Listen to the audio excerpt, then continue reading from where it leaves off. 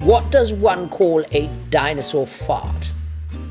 A blast from the past. Get it? Oh, I do love jokes about flatulence.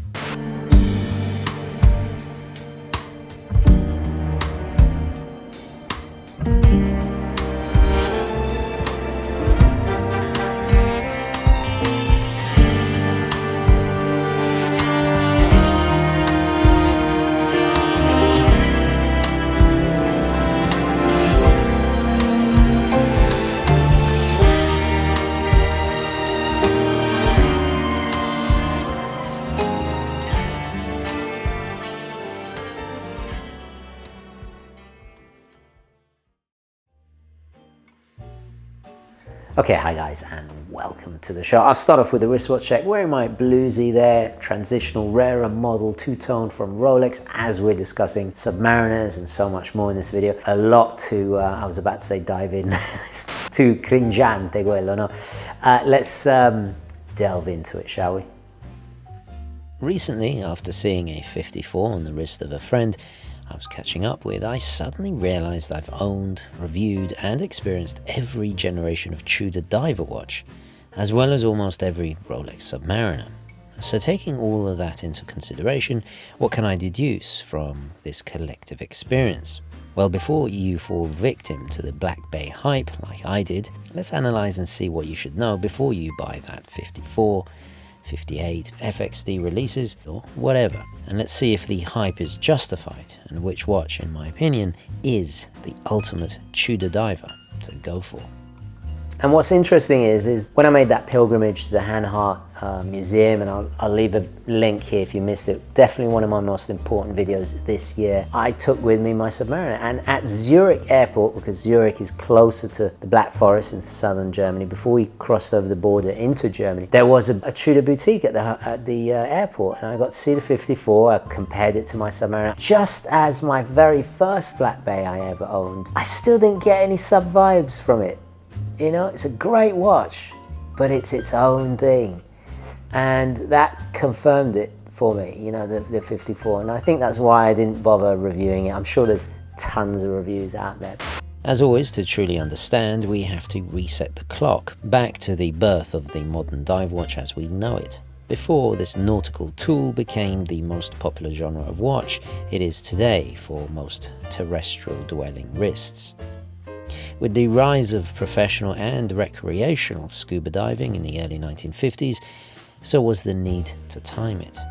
But like in any scientific field, the long list of pioneers like Cousteau, Heinz Keller, Charles von Buren, Dottie Fraser, Bev Morgan, Raimondo Butcher, etc., just to name a few, would never become household names or achieve pop culture stardom like Mr. Bond. James Bond. The suave, sexy, sometimes sinister, smooth-talking, and all the other alliterative synonyms to describe Bond was actually emblematic of something far more profound than merely a mysterious British agent that captured the imagination of so many. His Rolex not only would become far more famous than the blank pan 50 fathoms that preceded it, but was also the culmination of centuries of the British obsession with the seven seas, one of untempered optimism about the beneficence of technology. Of course, it's much more than just technophilia. The British, after all, are a nation comprised of islands, with a plenitude of shoreline more than any other in Europe. The Tudor dynasty being the first to forge what would become empire far beyond Sir Francis Drake's plundering and the start of a more internal preoccupation with the sea.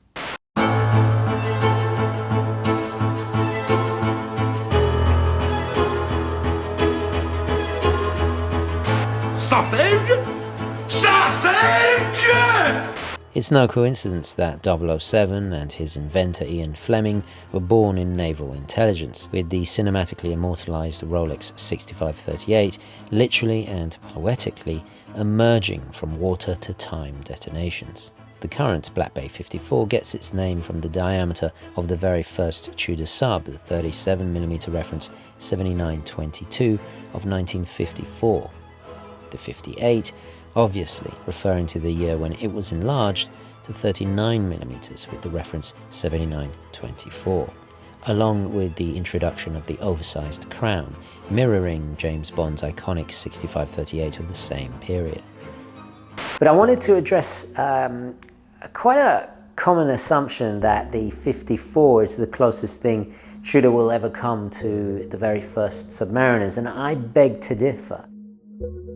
We have a coin-edged bezel without the graduations from 0 to 15, the use of a gilt dial, faux rivets on the bracelet, and the overall scale. But then, bizarrely, we have the use of snowflake hands from a much later post-1969 era of Tudor subs that are mixed inharmoniously with the non-snowflake dial. Interestingly, the 54's lollipop seconds hand is now not squared, like in the previous 58. But they do all share, since the birth of the Black Bay, those distinctly contemporary thicker shoulders to the lugs, that also are longer in profile.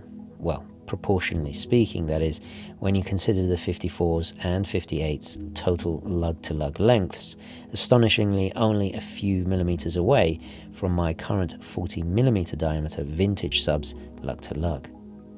This flat slab-like thickness has a whiff of the current maxi case modernism I used to also own from Rolex. Then there's the applied markers of the Black Bay, from yet another completely different age, the very last generation of subs from the late 1990s.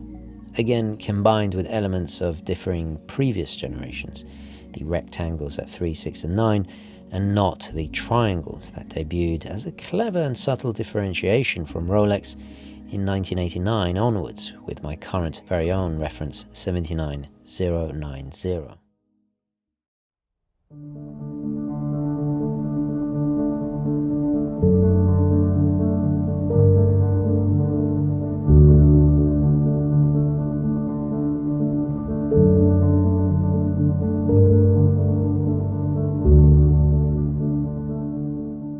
So one of the most definitive Tudor Submariners was of course the 7928, which I borrowed and reviewed donkeys years ago. I almost ended up buying it for good reason, that puritanical sense of balance of the dial with no date, and of course that tropical dial itself. Collectors go absolutely Lady Gaga for. Get it? Lady Gaga? Don't worry about it.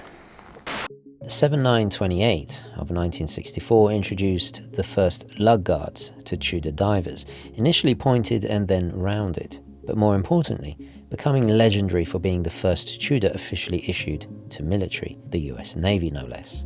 While Rolex was famously chosen by the British MOD since the late 1950s, culminating in the highly coveted Mill subs of the 1970s for various Royal Navy units, the SBS and also the SAS. With the frugal nature of government spending, after the US, many other nations chose Tudor over its more expensive sibling. Then we have the most crucial, monumental year in the evolution of the Submariner for both brands, 1969. Rolex added a date and an all-gold sub for the first time, signalling to the watch world its divergence into a more luxury direction. Perfectly timed too, as we all know, the impending doom of the quartz crisis was looming. That was, of course, with the iconic reference 1680.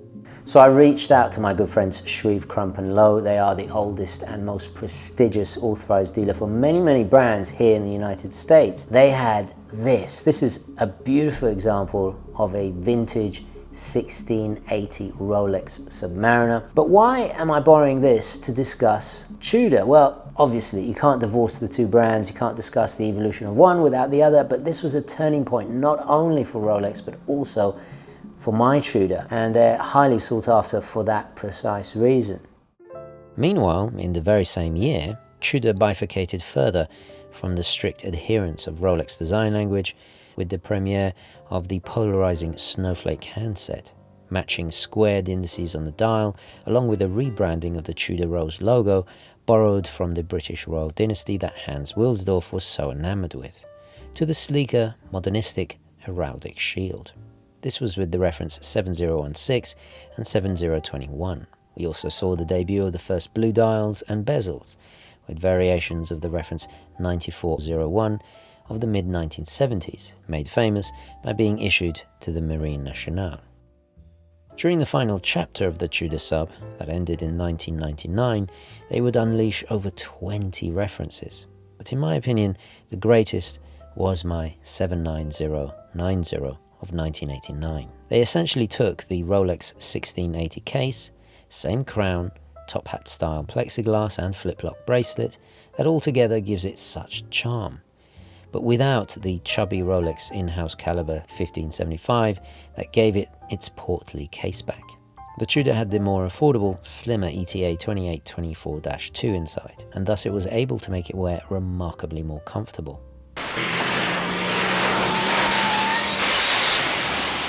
Fast forward back to the future, and we see all Black Bays are almost flat, unlike the subtle curvature of Tudor/Rolex cases of before. It's almost unnoticeable, like looking out at the horizon when flying at high altitude, but look hard enough, you will notice it. This, in conjunction with the Black Bay's longer and beefier lugs, makes them wear bigger, even at the 37mm diameter of the 54. It's that flatness that instantly makes one realize you're not wearing a real Tudor Sub, even with your eyes closed. The final chapter was the relatively modern Tudor reference 79190 of the late 90s, along with a plethora of smaller 36mm spin-offs, which I've also owned, which finally added sapphire glass, a defiant return to Mercedes hands, applied markers, and a unidirectional rotating bezel with actual notching for the graduations, not the friction-based bidirectional of before like my Tudor, which I have to admit I kind of find quite useful. So again, all modern Tudor divers, despite being vintage inspired, take inspiration from these later bezels. I feel Tudor really missed the trick with their new Black Bays that these two vintage offerings perfectly demonstrate, and that is the bezel to case ratio. With the 1680, the case is actually 37mm in diameter, but they made the bezel that bit bigger, so it overhangs dramatically, brings the diameter up to 40mm, where on mine, the case is 39mm, and you'll see differing listings for this watch. Some will say, oh, it's 40mm in diameter, others 39. Well, the case is 39. The bezel brings it up to 40mm. That gave it much more of an ergonomic advantage compared to the current Black Bay, which is done in the style of the early Submariners. And if you look at the bezel, it's almost flush with the case. It's not as easy to manipulate as these. With the smaller cases underneath, they wear smaller, and that's why the Black Bay 54 is essentially wears like this 39mm, but that's why, essentially, that's the secret. That's a big, big difference. It goes far beyond just Snowflake or Mercedes hands and all the rest of it.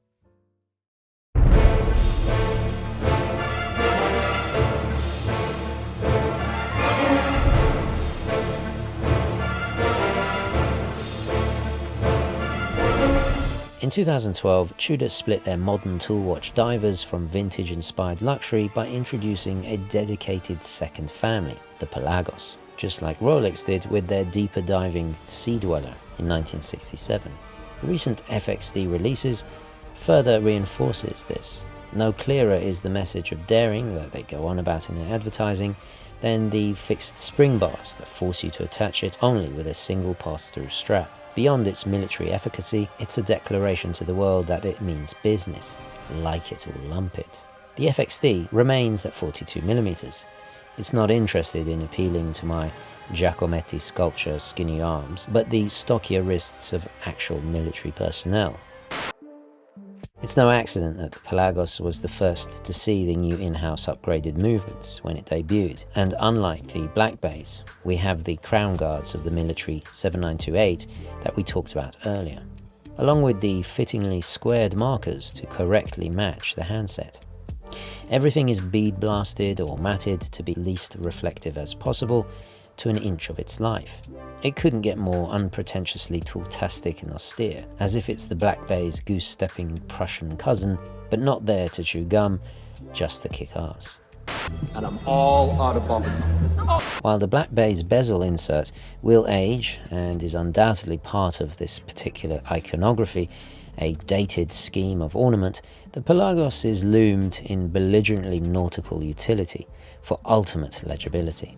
But are the new Tudors the submariners of our dreams, as some vapid clickbait videos with little experience of them suggest? Well, I know I certainly hoped for it when I hurriedly purchased the very first generation when it came out, with that rose logo and smiling text on the printed dial, only to be disappointed at how it was rushed to market, and despite the high quality, a rather unrefined hockey puck on my wrist in reality.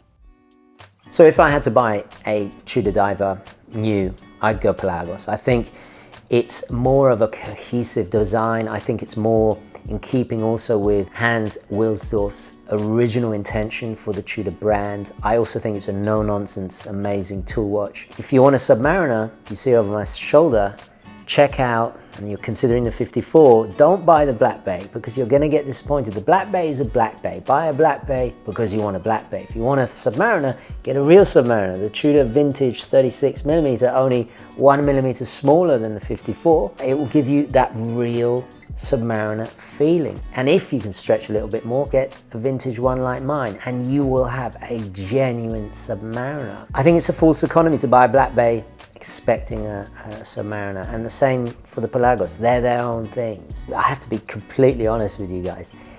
I got more Submariner vibes with the Laurier Neptune, with various Casio divers, with the Yema Superman, with the Glycine Combat Sub. You know, these are all great affordable watches. And then of course you got high-end fantastic homages like Steinhardt. If you want a Submariner on a budget, go for that. The lesson here is you should buy a Black Bay or a Pelagos because you want them, not expecting something else. You will only get disappointed. They are very much their own thing and should be regarded and seen as such. If you look past the onanistic, self-congratulatory and hyperbolic ideolatry of the new Black Bay that the insidious YouTube algorithm loves to recommend, it's almost always from those that have very little experience of the full scope of Tudor and Rolex watches. And that really is the crux of the problem.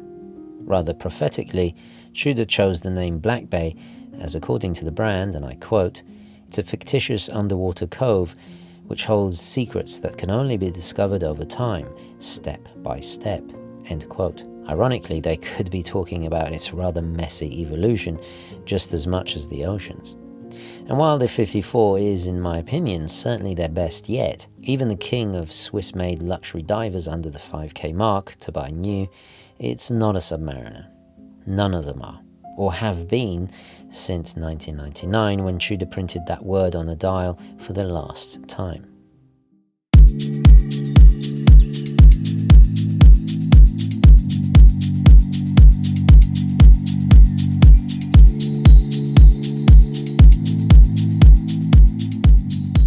Today we see a mismatch of elements taken from over 45 years of real Submariner references, the conflation of which resulted in watches that are sometimes clumsy but sometimes cool as well.